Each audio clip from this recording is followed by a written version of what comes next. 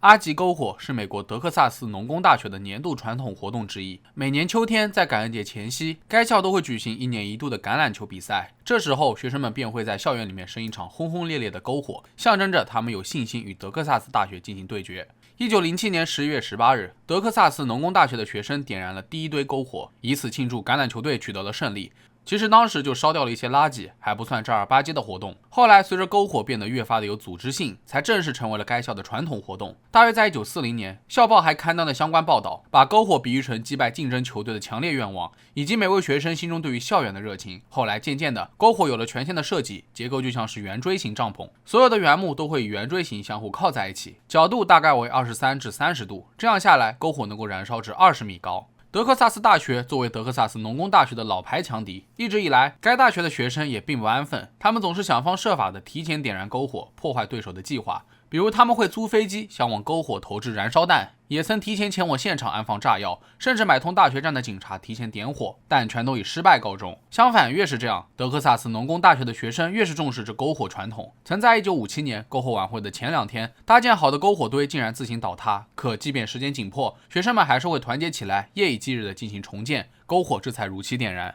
不过在这里还有一个细节，那就是尽管篝火设计复杂，但始终没有过任何正式的书面说明或者建筑图样。至于该如何建造该结构，都是从前一位领导人口头传递给下一位领导人，口口相传来的。既然如此，那说它不专业吧，篝火已经演变成为该校每年的传统活动，次次都办得声势浩大，有声有色。说它专业吧，这么大个工程，连张正式的建造图纸都没有，总觉得差了点什么。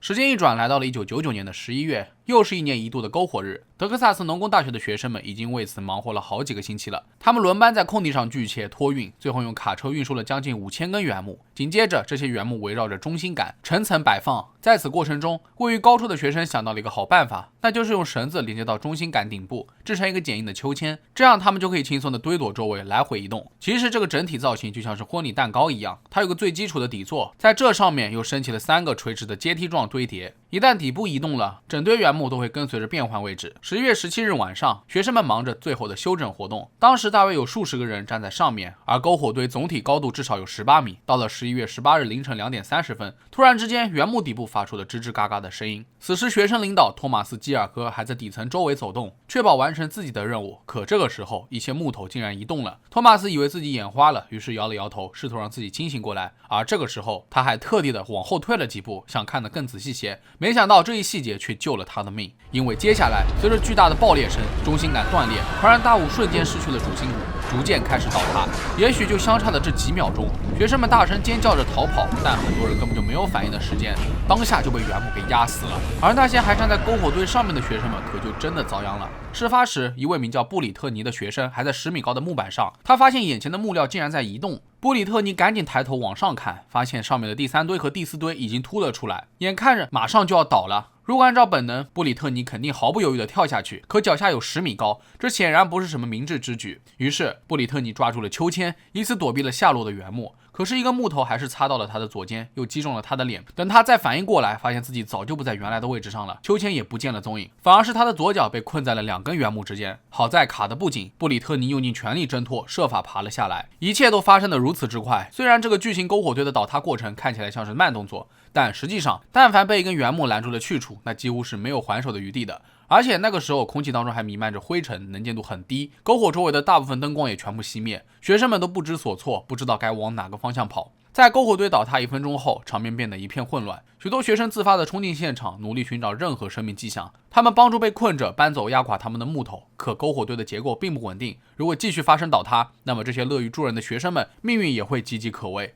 与此同时，911调度员接到了大量求救电话，情况听上去很糟糕，因为据目击者报告，还有不少学生被困在木堆里面，生死未卜。很快，急救人员、警察和记者纷纷赶到了现场，篝火堆早已面目全非。根据知情人士透露，倒塌的原木堆至少有好几吨重，如果没有及时逃脱，后果简直是不堪设想。而那些躺在地上的学生，一个个早已遍体鳞伤，看上去还没有从震惊当中缓过来，仍然惊魂未定。救援工作持续了一整个晚上，救援人员利用了运动探测器，密切关注任何敲击声和求救声，以此来精准锁定被困的学生的位置。一旦发现目标，他们要想办法撤走栏目的原木，同时也要保证受害者不会受到第二次伤害。幸运的是，当时正处于中心下方的约翰·康斯托克被困在废墟下好几个小时后，救援人员终于发现了他。随着消息迅速传播，整个校园都弥漫着悲伤的气息。第二天一大早的新闻台也都在播出这个头条新闻。遗憾的是，在这场事故当中，有12人死亡，27人严重受伤，损失惨重。据说当晚至少有50个不同的机构，总共派出了3000多人参与了救援与清理工作，连现役海军陆战队员和国民警卫队士兵也抵达了大学充当救援人员。如果没有这些人的努力，恐怕遇难人数还会有所增加。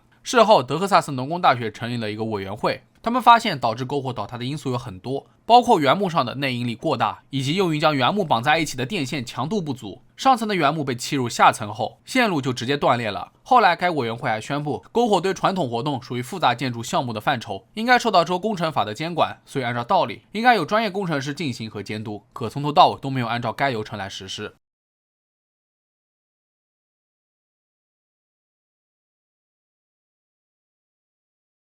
那么我们再简单的来看一下这个篝火的构造，它是由多层原木组成，外层充当内层的支撑。可非常关键的一点是，这几层都没有精准的对齐，比如上层的中心杆没有直接放置在下层的中心杆上，这样的错位只会导致底层支撑过多，负载分布严重不均。更糟糕的是，施工技术太依赖原始手动办法，虽然在过去为了能够适应较大原木的不规则性，多次采用砌入较小的原木方法，事实证明是可行的。不过，篝火堆的造型一年比一年大，什么落后的方法已经没有办法确保大型建筑结构的稳定性。当然，遵循传统是一方面，但违背了工程原理，这不就是在埋下祸根吗？另外，还有非常重要的一点，那就是缺乏专业监管。要知道，这些篝火堆从头到尾都是学生们建造的，没有经验丰富的工程师为他们指点一二，施工现场更是没有专业人士进行监工，也难怪会出现这种结构完整性的根本问题。之前我们也讲过不少工程结构失误的案例，其实无论是大到建筑物、桥梁，还是看似无害的篝火堆，只要存在轻微的偏差，就有可能酿成大祸。这场悲剧也警示后人，专业监督在任何工程中都是至关重要的一个步骤，千万不要忽视专业工程师的建议和经验，因为同样一件事，外行人与内行人的认知绝对不是相同的。